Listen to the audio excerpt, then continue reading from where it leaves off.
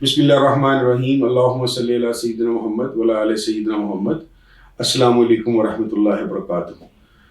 اس وقت جی میری خوش نصیبی ہے کہ میں سکردو میں ہوں اور وہاں کے جن سے ہیڈ آف دی ڈپارٹمنٹ ہیں یونیورسٹی آف بلتستان کے آرکیالوجی اور ہیریٹیج کے ڈاکٹر ذاکر، میں ان کے ساتھ بیٹھا ہوں اور ڈاکٹر صاحب کو میں نے آج تکلیف اس بات کی دی ہے کہ میرا جو ایک ریسنٹ انٹرسٹ ہوا ہے سکردو کے اندر، اور پھر اس کے بعد گلگت بلتستان کی میں نے کچھ تھوڑی بہت ٹوٹی پھوٹی سی تاریخ پڑھی ہے، تو میں ڈاکٹر صاحب کو میں نے اسپیشلی ریکویسٹ کی کہ ڈاکٹر صاحب آپ مجھے تھوڑا سا ٹائم دیجیے تاکہ مجھے بھی اور میرے جو آڈینس اور ویورز ہیں ان کو ذرا ہمارے جو سے اتنا اہم خطہ ہے پاکستان کا، گلگت بلتستان کا، اس کے متعلق کچھ کلچر اور ہیریٹیج وائز کچھ معلومات ملیں۔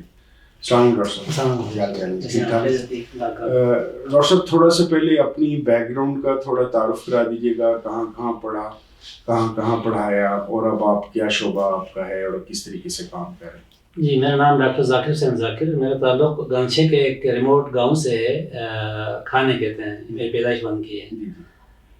میری ابتدائی تعلیم دوسرے گاؤں میں ہوا، اس وقت وہاں اسکول نہیں تھا، میرے ماموں کے یہاں میں نے پڑھا پرائمری، اس کے بعد ہائی اسکول خبروں سے میٹرک کیا اور پھر ایف ایس سی کیا کراچی سے، اور پھر گریجویشن پنجاب یونیورسٹی سے، اور پھر M A philosophy government college Lahore سے، master of education Australian Catholic university کا ایک وہ ہے کیمپس ہے Notre Dame institute of education, وہاں سے international graduate certificate in education, M Ed, master of education, اور اس کے بعد میں نے جاب جوائن کیا۔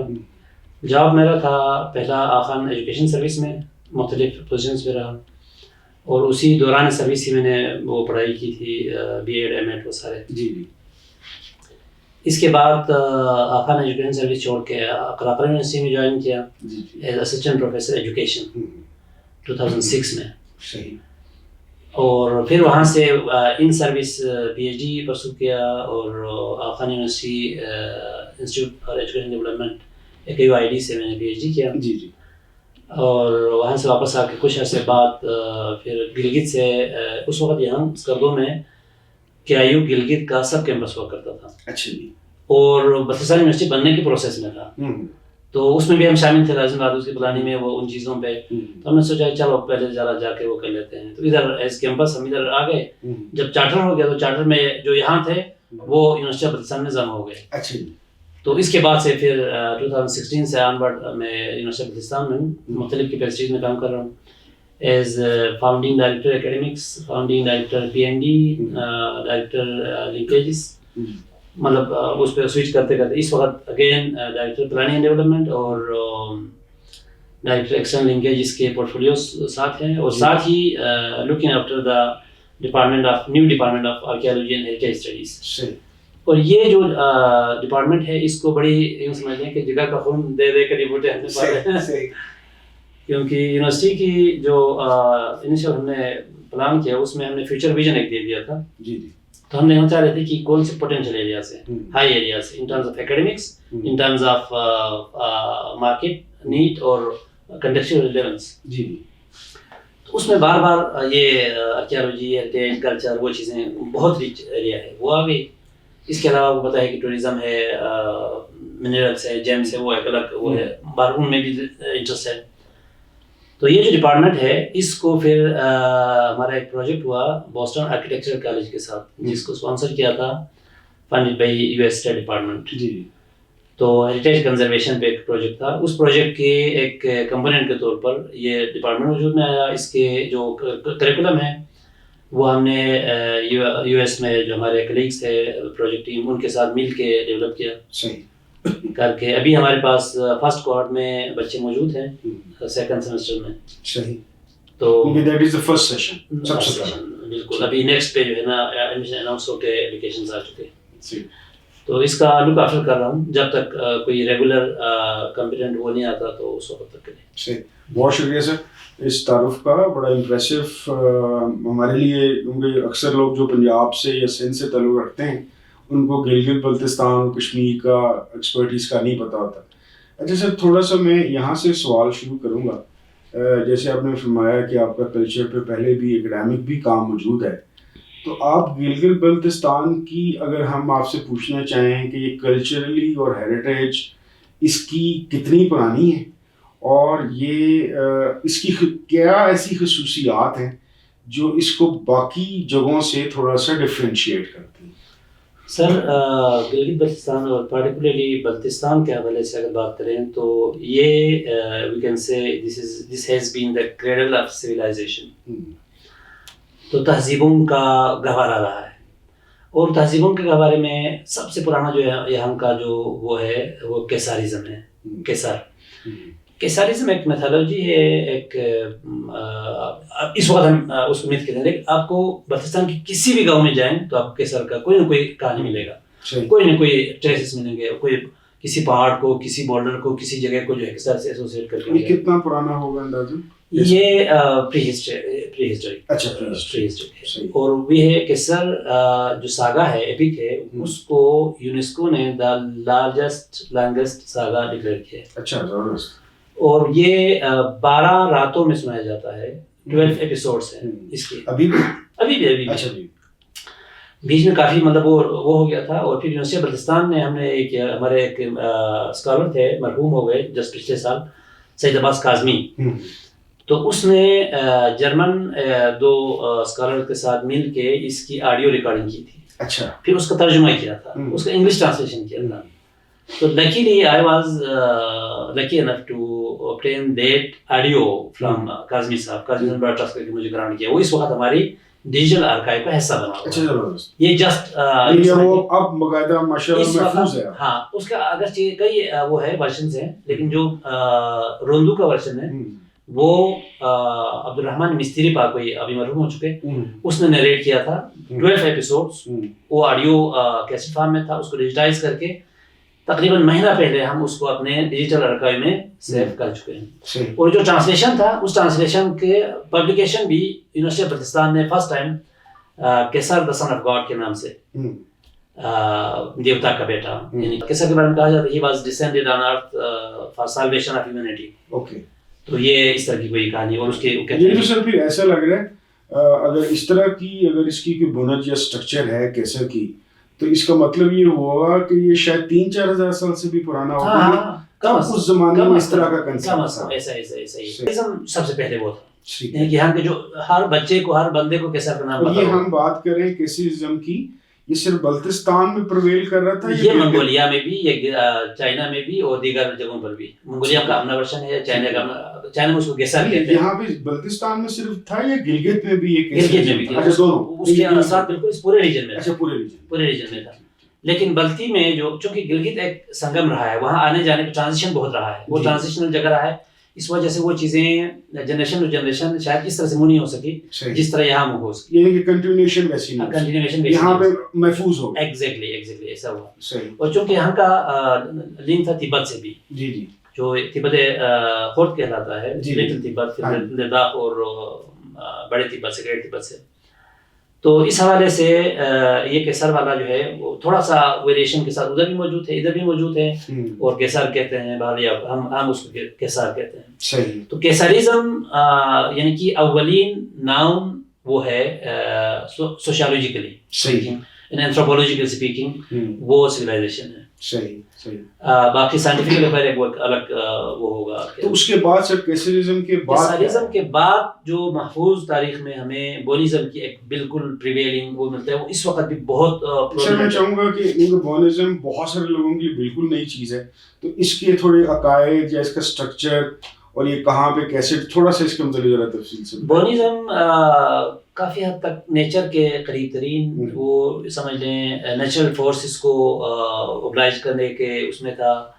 اور بلتی جتنے بھی ورڈز ہیں موسٹلی ریلیجس ورڈز ہیں، چھس جس کو کہتے ہیں، وہ بونچھس سے آئے ہیں. مطلب ریلیجن کو ہم چھس کہتے ہیں. اور اٹھتے بیٹھتے وہ تک کلام وغیرہ بھی جو ہے ادھر سے آتا ہے. تو اس میں توہمات کا بھی کافی وہ تھا.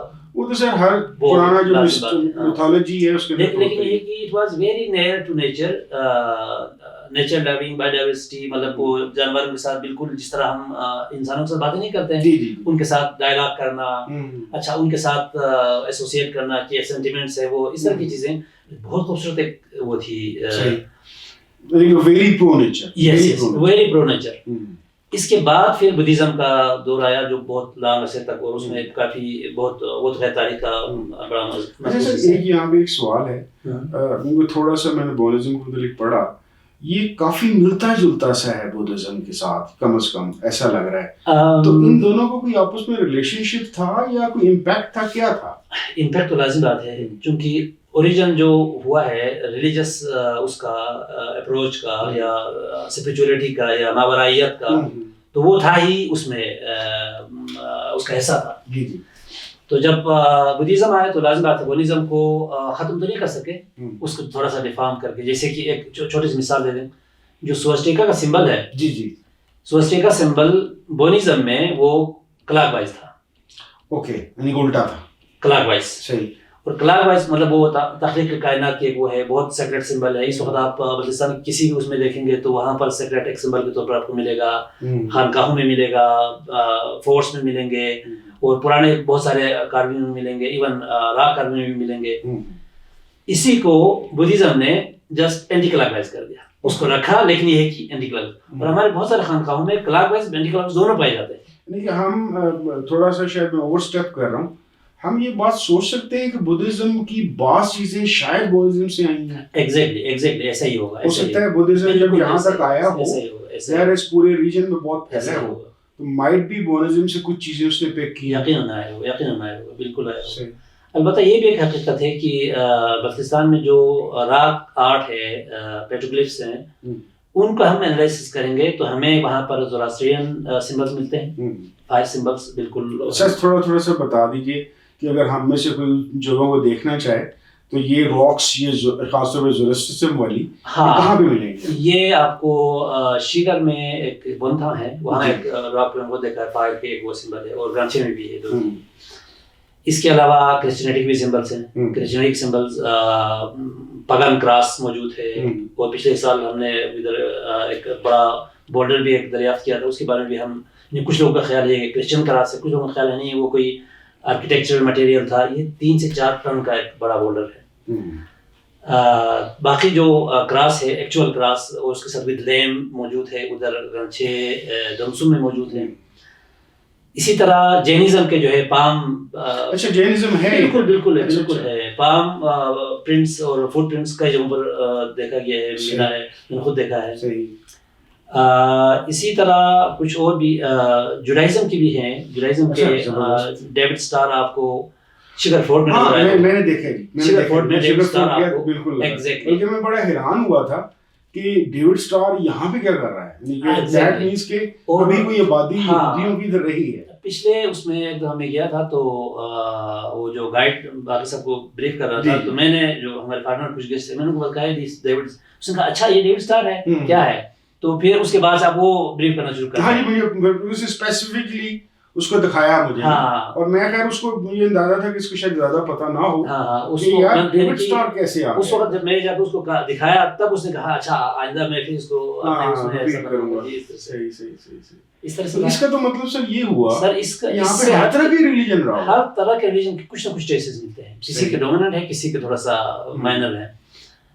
یہاں تک کہ شمانزم کے بھی وہ ہیں, وہ تو آپ کو پتہ ہے ادھر گلگت میں بھی ظاہر ہے. یہ تو جہاں پہ یہ والے آئے تو یہ ساتھ شمانزم تو آ گئے ہیں.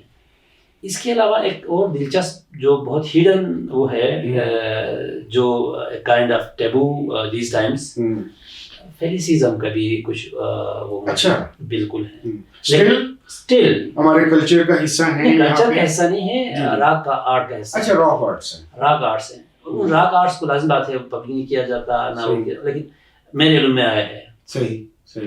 دیٹ مینس کہ ہمیں آپ کے ساتھ ایک ٹور رکھنا پڑے گا.